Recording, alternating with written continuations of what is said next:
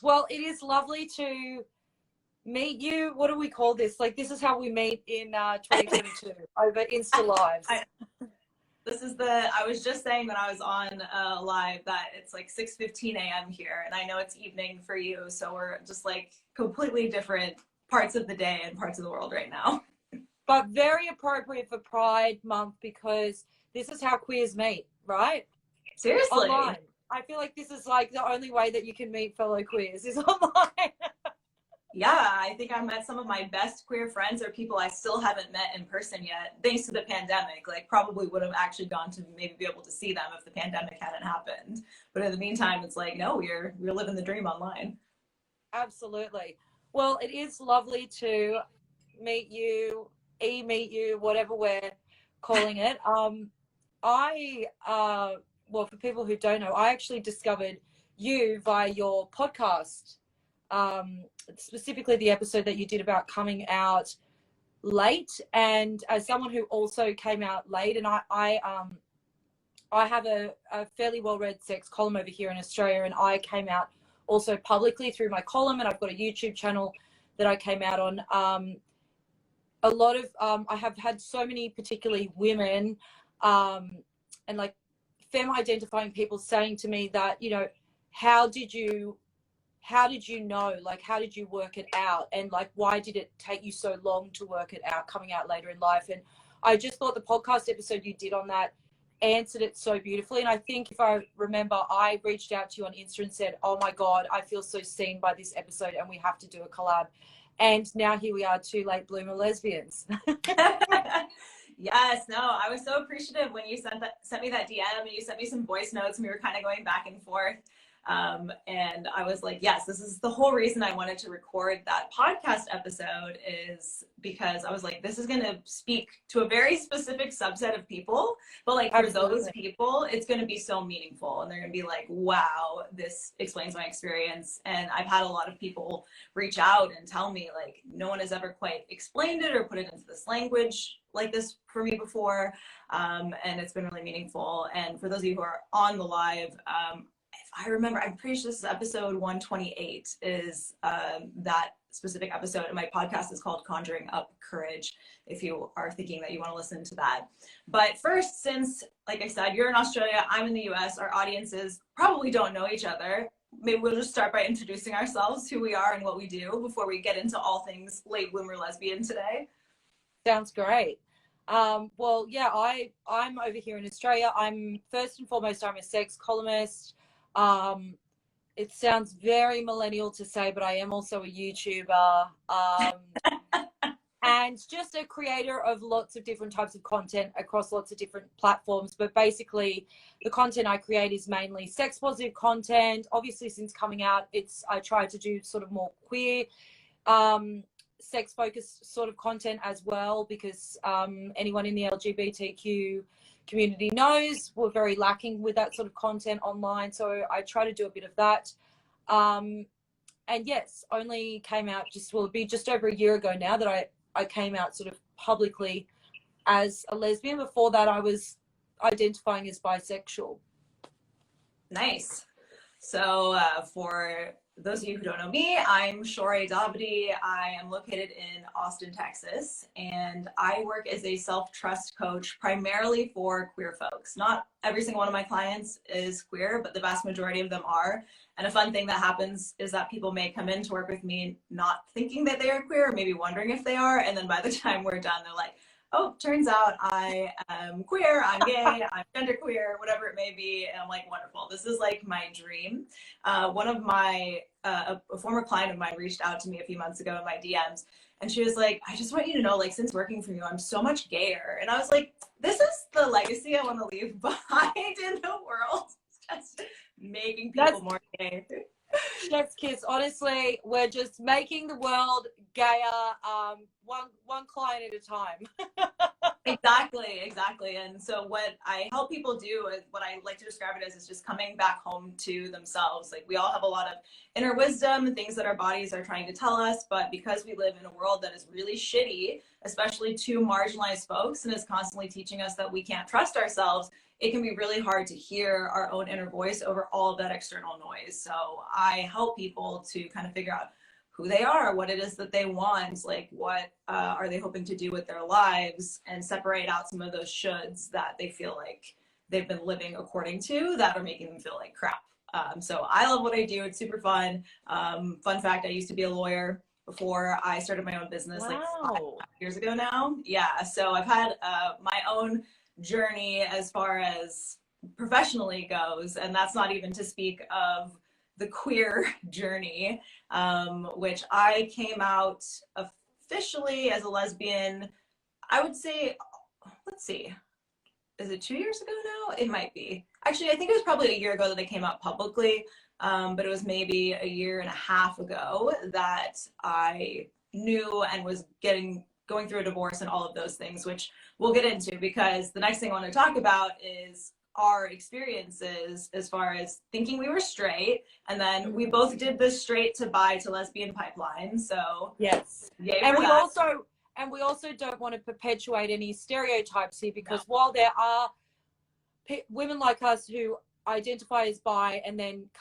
go on to come out as just a lesbian or gay, I think it's also important to note here that being bisexual is a legitimate identity, and sometimes it is treated as a stepping stone on the way to being gay, and that people are just making their minds up, and it's simply not the case. I've got lots of bisexual friends, some that are in opposite gender relationships, some that are in same-sex relationships, and they are, you know, they're very legitimate in their sexuality. And I think it's definitely a misconception that bisexuality is a stepping stone. I think it was actually sort of perpetuated a little bit by Sex and the City. I think there was an episode where Carrie was saying like, oh, come on, that's just a step on the way to gay. So even though there are women like ourselves that do go through that journey, I think that's an important thing to know, because there is, unfortunately, I've noticed within the queer community itself, even there is quite a bit of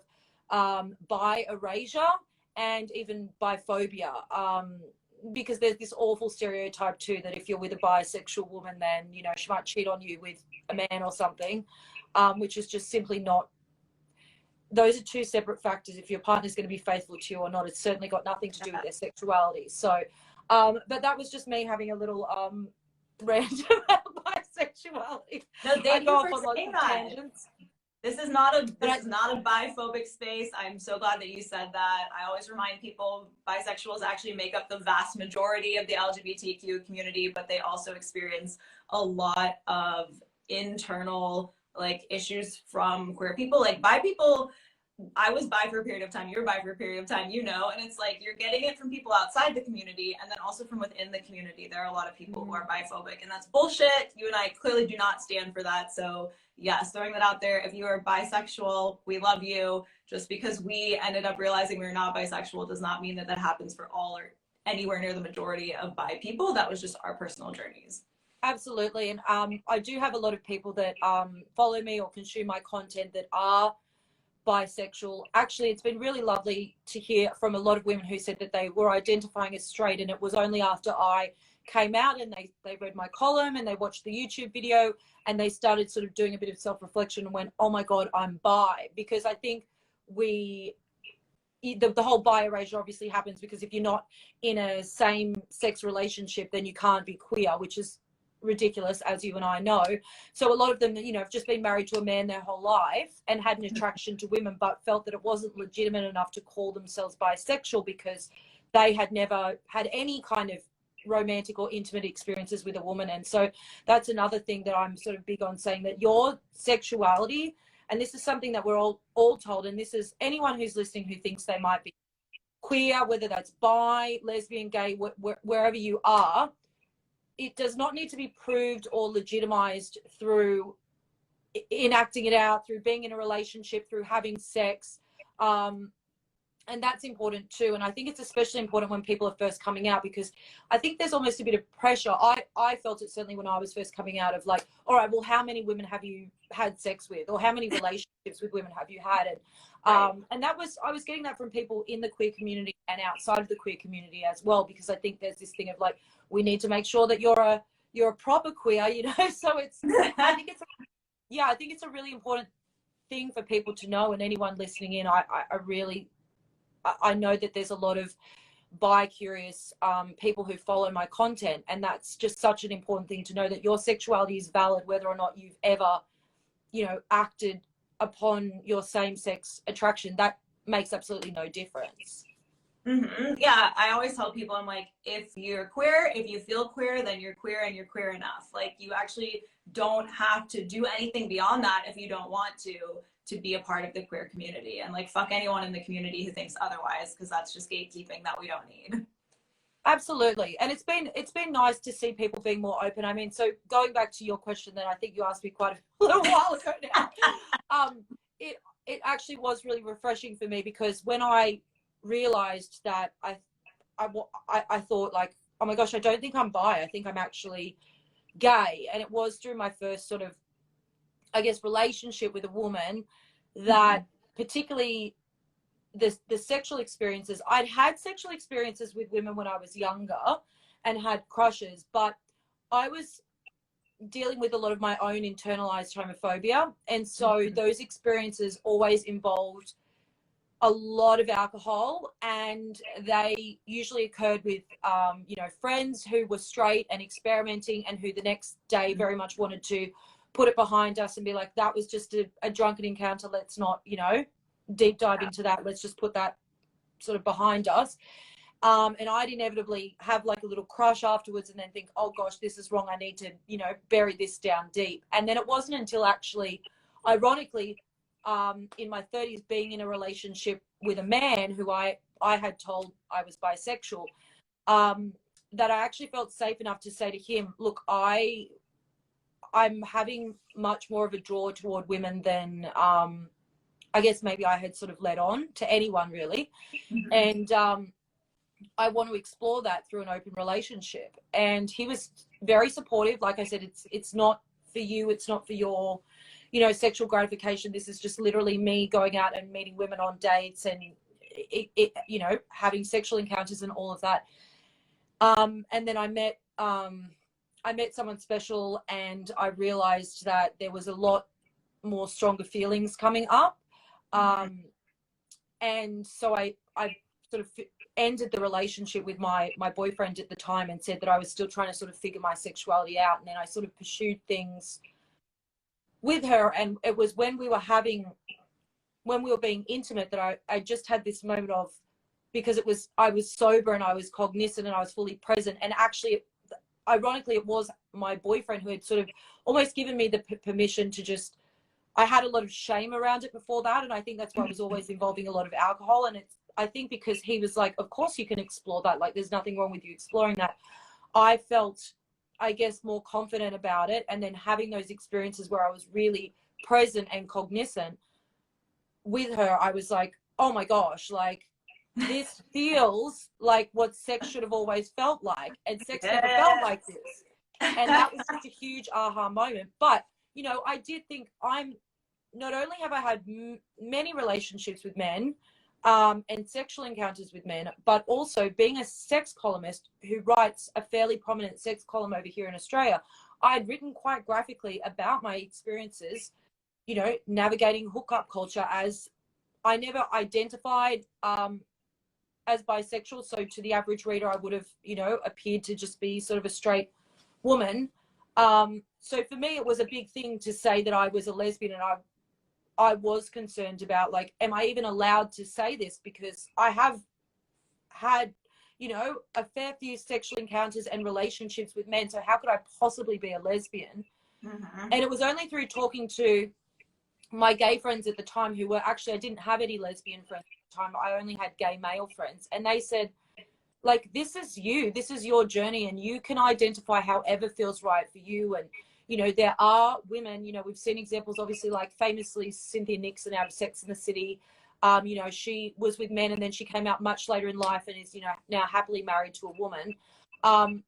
There are examples of people coming out much later in life. And the way that I sort of see it, for me, I felt the need, and not everyone needs a label, and I want to make that clear as well, but I felt the need to label it because it was really important for me to not identify as bisexual, because I wanted to make it clear that I wasn't open to having romantic or sexual relationships with men, because I just absolutely wasn't. But I do also feel, and I'm obviously interested to hear your thoughts on it, but I personally feel like sexuality is a bit of a spectrum.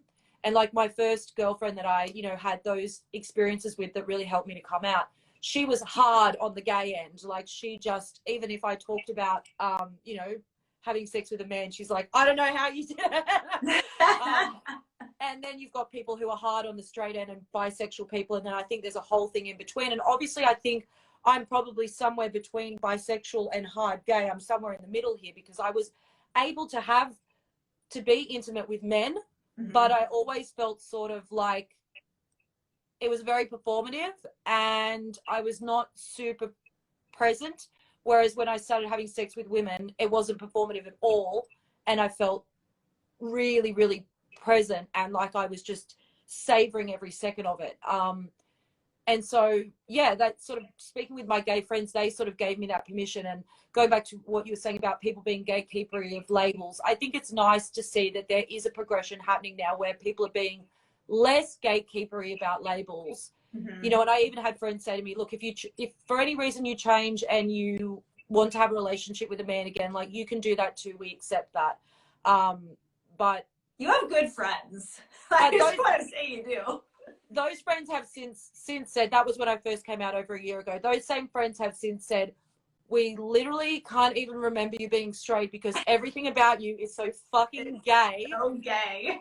They're like, you're just hardcore lesbian. Like I think everyone's realized now, like it's definitely not a phase, but you know, it's been really nice. And look, even when I came out through the column and everything, I did expect some backlash of people saying, you know, you're jumping on a bandwagon or a trend or whatever. But by that point, I'd come out to my family. I'd come out to, you know, my grandparents are quite conservative. I came out to them. It was a really, really big step for me. And I was really, I mainly honestly heard from a lot of women, and I continue to hear from women to this day saying that my column struck a chord with them because it wasn't a normal coming out story and it made them realize something about themselves. So it's been mainly positive experiences for me. And there's been, oh my gosh, women will break your heart in a way that, well, I'm speaking from the perspective of a now out lesbian, but I feel like women will just destroy your heart and rip it into a million pieces in a way that a man never can.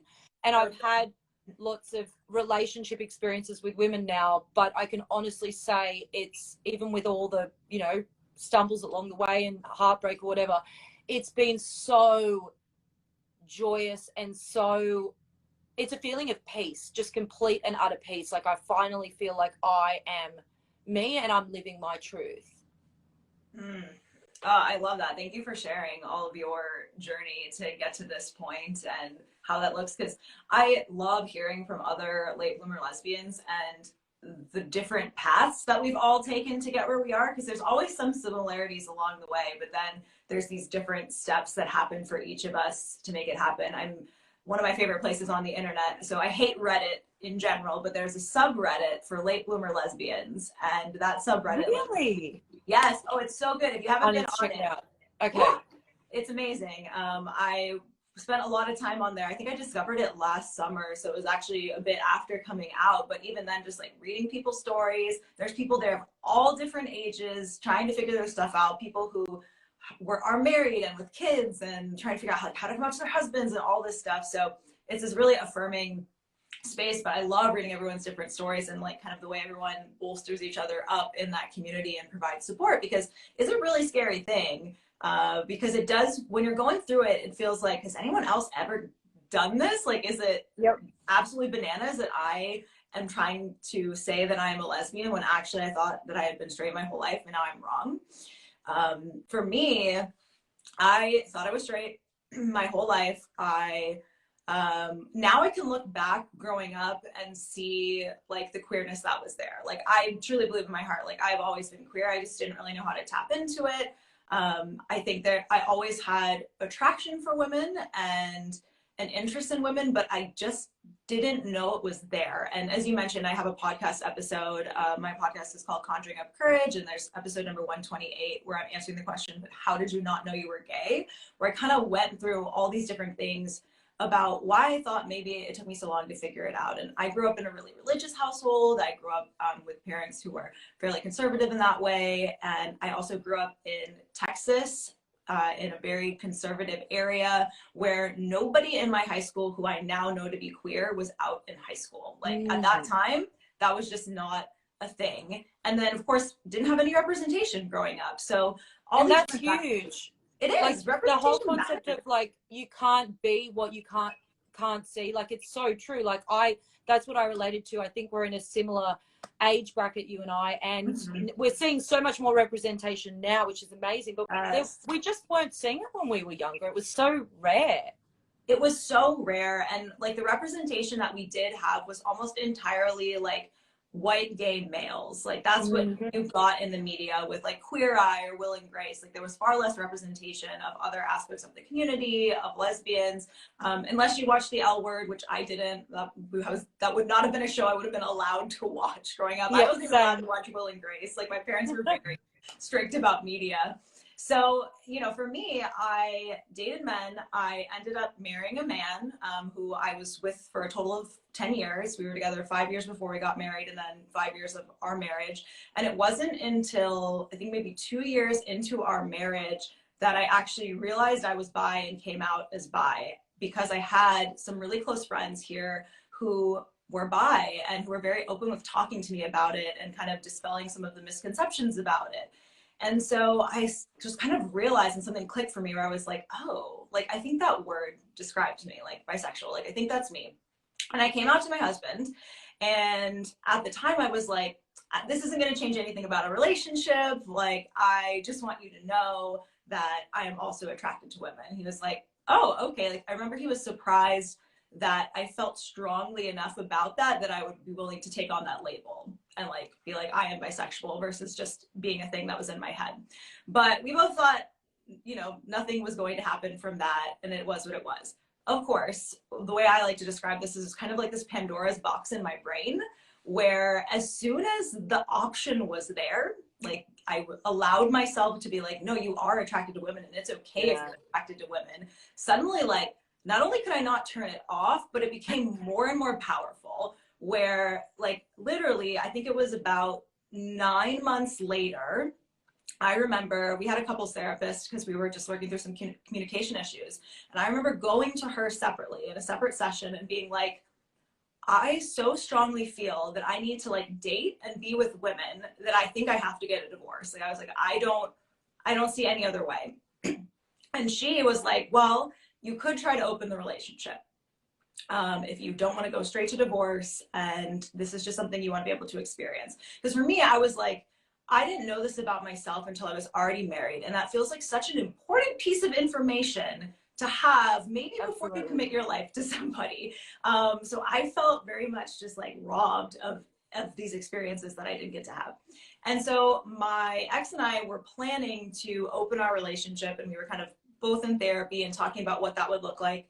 And this went on for like 6 months before, and then the pandemic hits.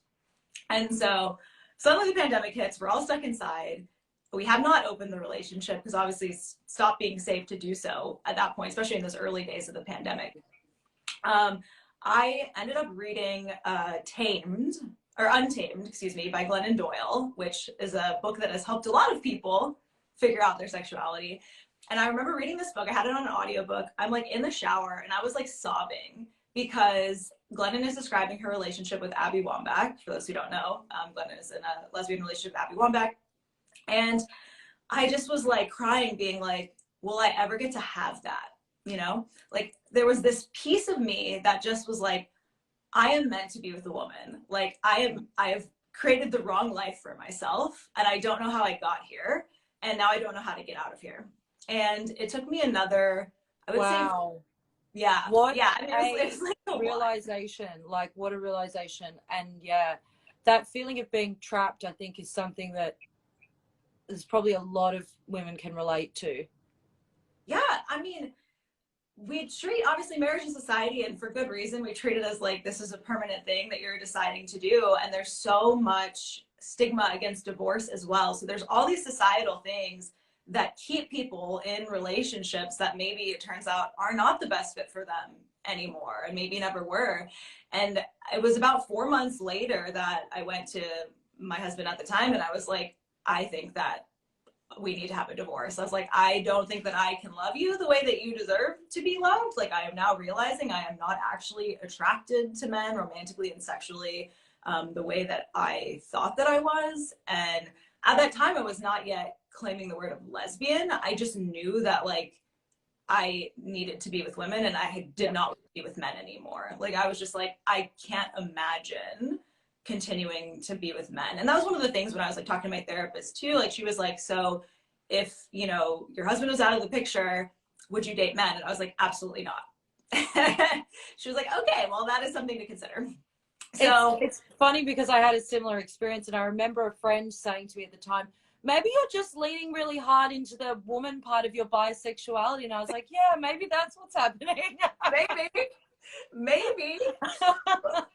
Like, it's pretty telling when you're at that point. And like my ex, I remember us having conversations like through the divorce process, and like he and another one of my friends were the first people to be like, well, are you maybe gay? And like, I wasn't quite, So yeah.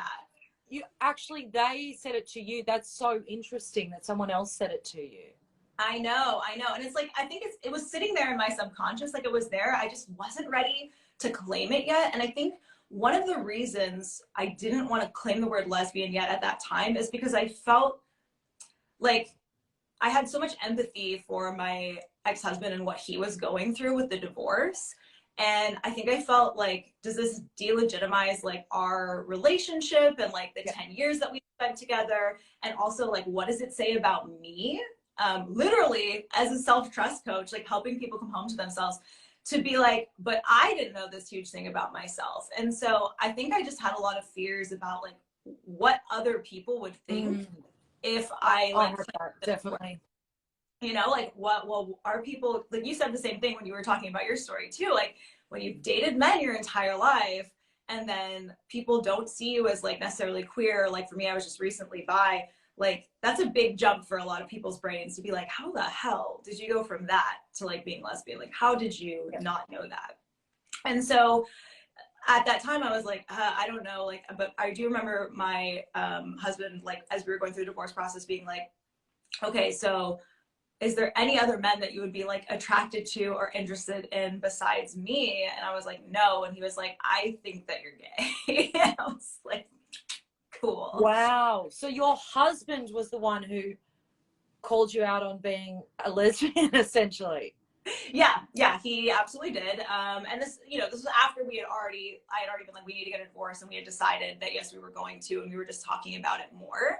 But it was also that same thing that you were talking about where it feels like I've never been with a woman, so can I actually claim this? Like, I think I still had those doubts too of like, what if I'm wrong? Like, what if I go out there and like start dating women and it's like not what I think? And I talked to my therapist about that, and I was like, you know, what if I'm wrong? And she's like, what if you're wrong? She's like, does it matter? Because you're still unhappy in your current situation.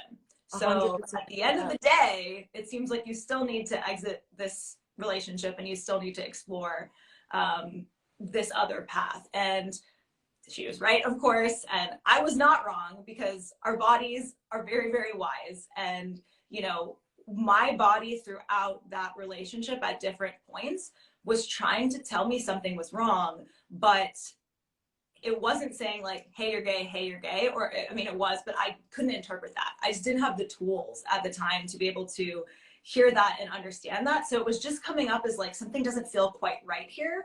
But I also was like, I can't leave a relationship that is objectively good with like this objectively wonderful partner who I love and care about. Like, to be clear, like my ex-husband, like we were best friends. Like, we had a good relationship in ways that so many people would die to have. What we didn't have, and I didn't realize at the time, was we didn't have like a true romantic and sexual connection, because I was gay. But we live in a culture that like teaches women like, this is what you're supposed to want, this is what you're supposed to have. And so I just didn't realize, because I had nothing to compare it to, right? I hadn't been a woman. And not to mention, can I also just add, we actually normalize women having sex that is performative and does not include pleasure for themselves. we absolutely normalize it. We hear our female friends talking about, oh, well, it's my husband's birthday, I guess I've got to give him birthday sex, I better do it. Or you know, we hear our friends talking about faking orgasms and things. So we as women, you know, and potentially if you are, not to say every woman who makes these comments is secretly queer, but I think there are a lot of queer women out there as well. And I know that, you know, I was in that stage myself where everyone's talking about how they're not actually really enjoying having sex with their boyfriends and husbands, and how it is a service, it is a performance, it's something they exchange for fidelity. And so then you think, okay, well, then this is normal. Women just don't really like having sex with their boyfriends and husbands. And then, yeah, it's not until you have that sexual experience with a woman and go, hold everything. This is what it was supposed to feel like. Oh my gosh. Yes, the performative thing is huge. I know you and I talked about this in the DMs too when we were first connecting, because for me, like, yeah, sex was performative for most of my life. Like, I learned from a young age that, like, what mattered most was how sexually attractive I was to men, and like how much pleasure I could give them, and like the exchange there was that I get like more power in society, like I am put in a better place in society. I mean, that's like a very curt way of putting that, but that's like what all of the messaging over the course of our lives as women that we get, that's like what the main thing that comes out of that we learn, whether we're willing to say that out loud or not. Like, that's definitely 100%. something that I had going on in my brain. And so, like, I remember in the early days of our relationship, the sex was definitely, like, I was still in that performative space. Like, I hadn't really come into my feminist awakening yet to unpack some of that stuff. And then as time was going on, like, I remember my sex drive just like fucking tanked. Like, I had no interest in sex at all. And I was doing it, I just assumed like something is wrong with me, because of course I did. And, you know, I'm like going to the gynecologist. The gynecologist is like, oh, you know, it's really common for people who've been on like birth control pill for many, many years. Like, we can switch you to an IUD. We can try some other things. And it's like, I just was like, oh, I'm really stressed out. I've got all these things going on. Like, there's too much other pressure in my life to like want to care about sex and have any interest in sex. And like, no, I was just having sex with the wrong person. Absolutely. And I think that's also a testament to the way that actually, like, the medical system also lets women down, because we just, and this is the sex columnist part of me coming out, but we so deprioritize women's pleasure, and we just really treat it as an afterthought. And I remember with one of my first serious boyfriends having a similar experience where I was going back and forth to the doctor, the gynecologist, and just saying, sex, like, every time I have sex, it's burning. And they tested for every STI that you could test for, and they said, you do not have an STI. They were testing for all these other things that I think the doctor ended up just keep giving me constant thrush treatments and just sending me away. And I was like, I don't have thrush, I don't have an STI, every time I have sex, it's burning. This went on for a year, and then finally I saw a female doctor who just took a little bit more time with me, and she said,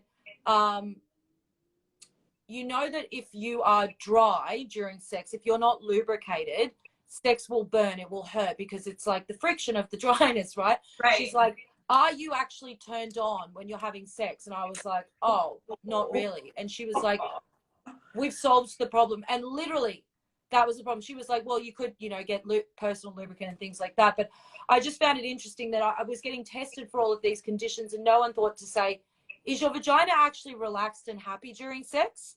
Like, literally, like, it's such a simple, basic thing, but we don't actually, you know, put a lot of emphasis on women's pleasure. And I think because we are told to put our needs, our desires, and our pleasure aside for men, that's, you know, part of being in a patriarchal society, that is part of the machine that allows so many women, like the exact story you've just told, to repress and lock away in a Pandora's box, as you described it, our sexuality. Because your comfort and your desires and the things that excite you and bring you to life don't matter. You're a supporting character in a man's life. And it's not just about owning your truth when you come out. It's also about just like stepping into your fucking power. That's how it felt for me. Like, I was stepping into my power and saying, actually, this is about what I want, what excites me, what makes me feel full and happy and complete. And I just think in general, whether you're straight, queer, or otherwise, women are not taught to do that. And it's such an incredibly powerful thing to, you know, prioritize your own comfort and pleasure. Okay, so I don't know if I've ever talked about this like on the podcast or anywhere else. So this is interesting, but I want to talk about this because you just mentioned this thing with the pain. So towards the end of my marriage, I actually started having like pelvic pain whenever we would have sex, which was not very often because, like I said, I was avoiding it as much as possible. But I was getting this like really, it was kind of like an intense cramp, and it did not feel good. And I ended up going to like a pelvic floor physical therapist. And she was like, yeah, like your pelvic muscles are really tight, whatever. Like we just need to kind of work on relaxing that. But didn't really look into like, you know, thinking about the reasons of, well, why is this happening? Like, why did this come out of nowhere? And I went and I saw a massage therapist, I remember, after my divorce, and she had me fill out this really long form. And ended up talking about like the pelvic pain thing. And she was like, well, you know, it's obviously very common for pain that we hold in our like mental anguish that we have to show up in our bodies. So if you were gay and you like didn't want to be having sex, like doesn't it make perfect sense that your body was like acting out in pain when you were forcing yourself to do something you didn't want to do? And I was just like mind blown with that, because I hadn't made that connection, you know, like I was just like, oh, my body's just doing something weird. And it's like, well, no, it was doing that in reaction to something. I mean, like there were times when we would have sex towards the end of our relationship where I would just straight up disassociate, or I would like cry and like need to like hide it. And I just was like, I'm just being triggered by something in my past. And I was like, no, your body all this time has been just trying to tell you like, this is not right. This is not where you want to be. This does not feel good. And I just didn't know. And so I want to say that for anybody else who's listening, if you're experiencing that, like something is not wrong with you, like your body is trying to talk to you. And it's just a matter of figuring out what it's trying to say and like interpreting that. And it's really tough when you don't have the tools and you just immediately assume like, I'm broken and I need to be fixed. And you're not broken. You just need to figure out what's going on. And that can be a process. Obviously, it took me a long time to make that connection, and I didn't make it myself. I needed a medical provider to make it for me. You needed a female medical provider to be like, hey, this might be what's going on. Like, it's not, because of the ways that we're taught to distrust ourselves, that just doesn't immediately pop into our minds. Completely, you know, and I've seen there's a viral tweet I've seen go around a few times on Instagram, and it says something like, when a woman can't have an orgasm during sex, we tell her that the problem is with her. And when a man can't enjoy sex, or a man can't orgasm during sex, we also tell him that the problem is with the woman. It's always about women's, you know, it's always about the woman not being enough, you know. And I think we are just so also taught as women to be people pleasers, and you put your comfort aside for your husband or for your children or for your family. And when you know, you take that on, you really internalize that. That manifests in so many different ways. And I don't think it should be shocking when we are raised to, you know, squash down our needs all the time, that there is a literal, like, there's a huge world, as both you and I have discovered, of these late bloomer lesbians. And some of the research that I was reading when I first started like writing about this too was saying that there are, of course, gay men who have had similar experiences to us. They've been in many relationships with women or had sex with women before realizing they were gay and coming out as gay. However, it is significantly more rare among gay men for that to happen. In a lot of the surveys and stuff they do, it tends to be that gay men tend to come out earlier than lesbians and are less likely to have had opposite gendered sexual interactions. Lesbians, even not just late bloomer lesbians, but lesbians in general, are way more likely to have had at least a couple of opposite sex relationships and sexual encounters, because like you said earlier, we are taught from a very young age that your currency in this world, the way you have value is, it's your sexual currency, it's your sexual appeal to men. And so we just go chasing after that and don't think about, hang on a minute, but what is it that I want? What is it that turns me on, that excites me, that makes me feel at peace in myself? Because we are taught that that's what we need to do. And so, you know, it is very common, you know, for women, I think, to have, you know, been with people of the opposite gender before, going, no, actually I am gay, and to actually, to the extent of, like you just described, like ignoring searing pain, you know, because we are taught that, yeah, we're constantly taught that we have to put out what feels good for us aside. It's about other people's comfort. So rather than asking if it was something about your husband that was creating the pain for you, like the fact that he was a man, you internalized it and saw it as, my body is broken, I need to fix it, not for yourself. You weren't trying to fix it for yourself, but so you could please him. So it's always about, you know, the male gaze and all of that. And I think that's a lot of the untangling that you have to do. And that was a lot of the untangling that I had to do when I was coming out. One of the things that helped me realize I wasn't bisexual was a girl I follow on YouTube, who identified as bisexual. She was engaged to be married to a man, and they'd had an open relationship arrangement. And during the lockdown, she couldn't go and have sex with women or date women anymore. And she fell into a deep depression and realized that she actually just needed to only be with women, and then came out as gay and talked about the concept of compulsory heterosexuality and how it is so thrust upon women that we must divert to the male gaze always.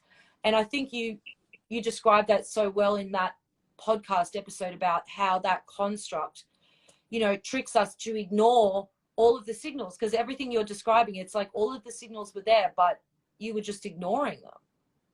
Yeah, I was ignoring them, absolutely, because I didn't know how not to ignore them. And the other thing, you were talking about the differences when you did go on to actually start having sex with women. And that was, so I'm like the typical, like the most lesbian story ever, which was that like the first woman that I went on a date with is actually my girlfriend, and we've been together for 10 months, and like she is the love of my life. And I just got really like, I thought I was going to go out and have all this sex and like go on all these dates and do the thing. And then she appears in my life, and I was like, well, the plans have changed. The plans have changed. I adore her. She's absolutely wonderful. Oh, but I'm such a romantic. You're going to make me cry. I love that. Sorry. But the interesting thing was in going from having sex with men and then like our sexual relationship, one of the biggest differences was that whenever I was with men, I never was turned on by giving ever. That was not a thing that turned me on. Like when I was actually receiving pleasure, yes, like I could get turned on and like I could be in it, but never from actually giving pleasure. And so suddenly when I'm with a woman, realizing like, oh, this is supposed to be enjoyable too? Wait, the whole thing is supposed to be enjoyable? Like from beginning to end?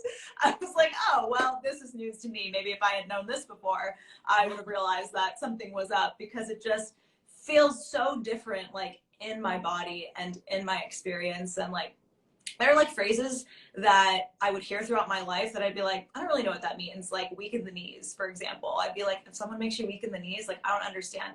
And then like, you know, I'm having these experiences with her where I'm like, oh, now I get it. Now I get it. All these things that people have talked about, like what sex is supposed to feel like, what love is supposed to feel like, that I just kind of logicked my way out of. Now I'm like, how did you go so long, like being so undernourished in this area of your life and thinking it was fine? Because now it's like, once you have it, you're like, how could I ever go back to that? Like my body was miserable and I just didn't know it.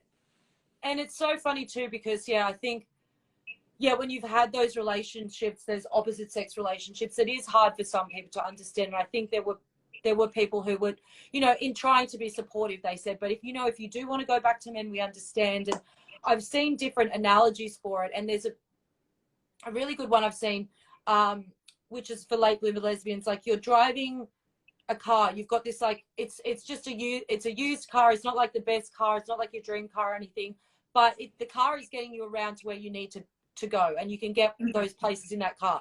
Then one day someone gives you a Ferrari or like a Porsche or something, and then they say to you, now if you ever want to go back and just give the Ferrari back, you can have the used car. If one day you would prefer the used car to the Ferrari, you're never going back to that. It's like the used car was fine, it got you around, you were able to get by, but now you have a Ferrari. So now, like, you're not, and that's exactly what it feels like. It feels like I was obviously not so hard on the end of gay, where like my first girlfriend said that you know, she knew from when she was a child that she was a lesbian, and that she could never, like, she couldn't look at like a man naked or anything. It would just be so, like, she would be so turned off by the whole thing.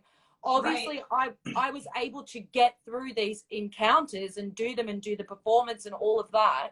Mm-hmm. But at the same time, when I then had those experiences with women, it was like, holy crap, like exactly what you said, like every part of it feels good, like giving, receiving. I'm also like simple things like thinking about it and replaying it in your head hundreds, yes, if not thousands of times over, which I would never have sex with a man and then replay it in my head, ever. I never fantasized. Like, I remember telling my girlfriend, she was like, well, what kind of like fantasies did you have? I was like, I have never fantasized in my life up until now, like being with you. Like, I would never think about sex after it happened. I would never think about like sex with a man to get like excited or like get myself turned on for like masturbating or anything else. Like, never. And I just was like, oh, some people don't fantasize. And it's like, again, another sign that now I can look back and be like, yeah, that's pretty obvious.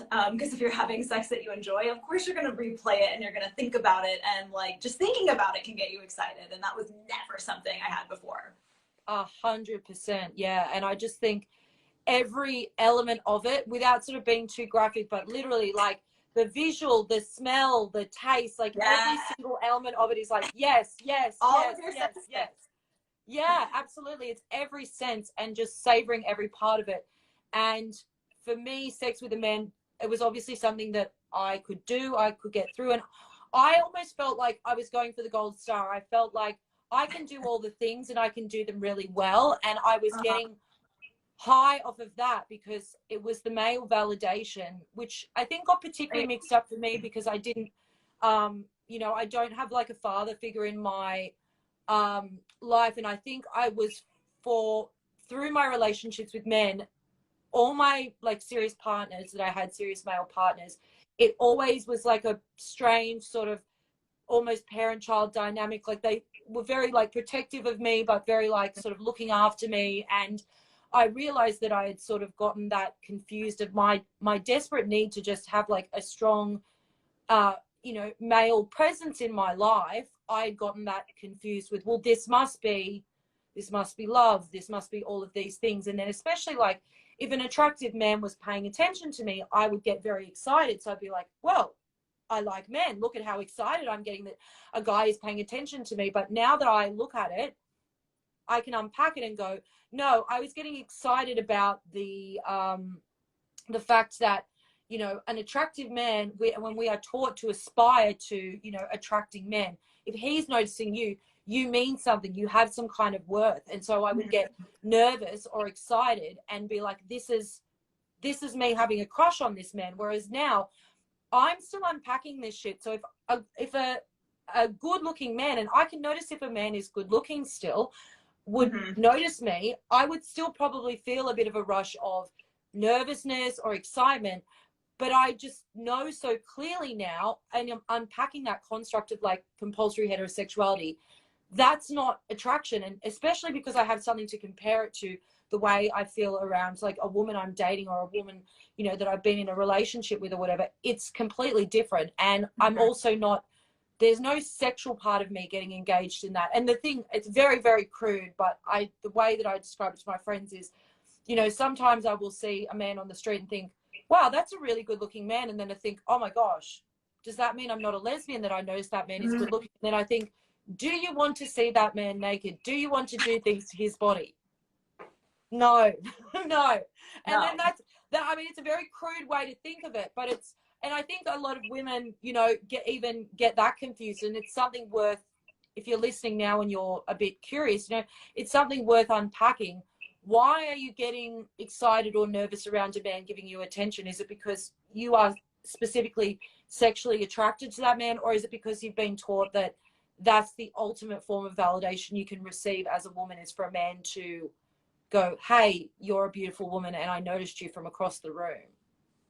I think too, on the attraction piece, you know, we have been trained our entire lives to know like what like a sexy, like attractive man looks like, right? So from 100%. a very young age, that's like shoved down our throats. That's part of the compet thing. So like, of course, regardless of if you're a lesbian or not, like you're gonna notice that, especially for those of us who came out later in life and like knew the power of like getting an attractive man to notice you. Like you can't magically like put on a new filter that's like, well, now I can't tell that this man is objectively attractive. Like, of course you can. 100%.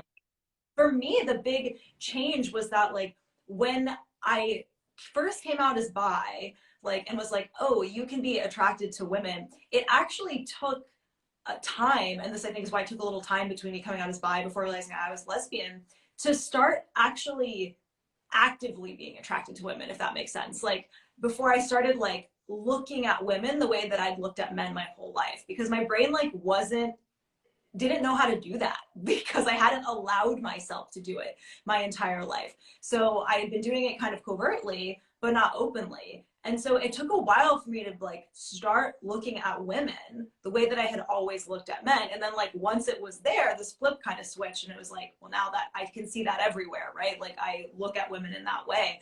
But it makes sense to me that at first it wasn't there because again, this was a part of my brain I just shut down and had been like, this doesn't exist. We're going to ignore that this is here. And so I needed to give myself that permission before I could start seeing that. But I have the same thing where it's like, sometimes like a man will be like an attractive man. And I'm like, I am not, like, I can recognize that you are an attractive man without being attracted to you.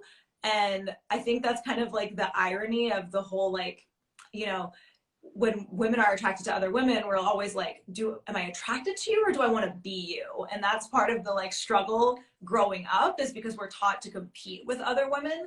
And so a lot of times we confuse our attraction and interest in other women to actually like wanting to be those women. Like we think like, oh, I'm jealous of her, I want to be like her. When in reality, sometimes it's, no, you don't want to be like her, you want to be with her. Absolutely. Yeah. I completely agree with all of that. And it's, I think that's the thing of like distinguishing the difference between, you know, recognizing that someone is attractive versus actually being actively attracted to them. And that was like a huge piece for me that like really, I'd never ever considered that, but am I actually sexually attracted to this person? And for me, it was more a case of, I would just be in relationships with the men that were giving me the most attention. And then I would be like, oh, I really enjoy this attention. Therefore, this means I really like this man. And exactly what you described, once I was able to unpack that compulsory heterosexuality, it was like a switch had flicked on. It was like my whole life I'd been viewing the world, but I could only see it in black and white. And then I flicked a switch and I could see all the color, and I can't unsee it.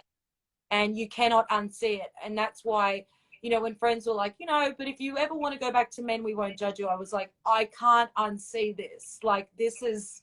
No, you can't go back. Absolutely. That's funny because I use that analogy all the time. Like I always say, you know, imagine that like everybody else is growing up and they can see all this color and you can only see in black and white, and everyone else is describing to you what it's like in color. And like you have a bit of a sense that your experience might be different, but since you don't know the color exists, you like try to fit their experiences into your own. But then when you're finally given the like special prescription that lets you see the color, you're like, oh my God, this is what you all have been seeing all this time. Like, how did I not know this? How did I not get to experience this? And like you said, you will never give up the prescription. You're like, this is mine now. I'm going to guard it with my life. You could not pay me to go back to the black and white, and I refuse.